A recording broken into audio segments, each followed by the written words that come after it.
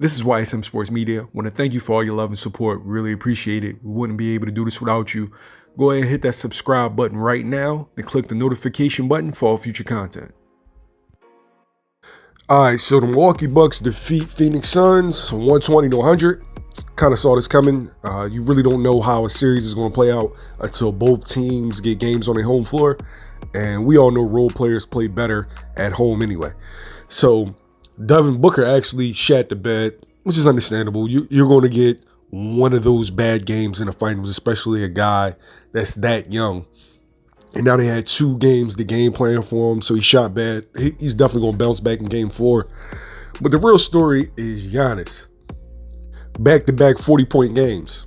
That's some legendary shit. It made me notice the Phoenix Suns really don't have anybody to throw at him. Like, you have DeAndre Ayton, but DeAndre Ayton is required to do more than just defend. So he's actually the key to the series, but I'll touch on that a little bit later.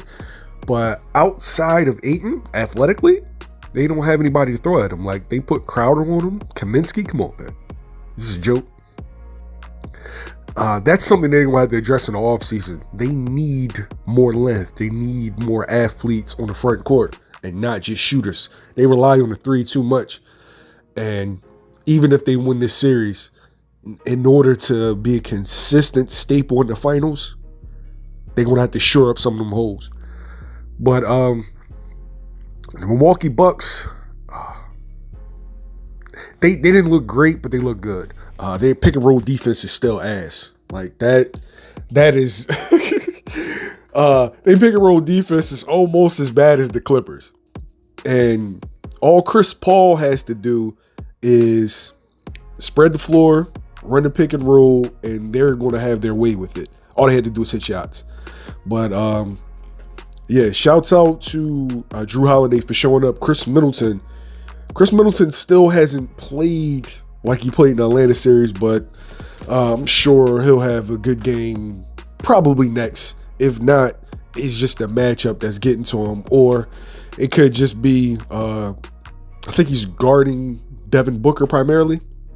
And a lot of times dudes struggle on offense when they have to defend such a good player.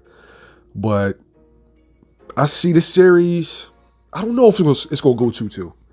I don't know. Because the only reason why the Bucks are winning is that Giannis is just going off. Now, even though Giannis averaged 40 points against the Phoenix Suns in the actual regular season, so this is just what he does to them, can he sustain such a high level in the finals? Like, I don't know. I don't know. If he has a bad game, it's over. It's a wrap. If he has a bad game, next game, the series is done because it doesn't look like they can get a win in Phoenix without Chris Middleton stepping up. And maybe dudes like Bobby Portis, Brook Lopez are going to have to carry more of the load. Now, I ain't saying Chris had a terrible game, but from a dude that was getting 30s and 24s to be getting 16s and 18s when they need you the most. I mean, shit, Kendrick Perkins was saying that he was Batman and Giannis was Robin. The most ridiculous shit I ever heard in my life. But some people were echoing that sentiment.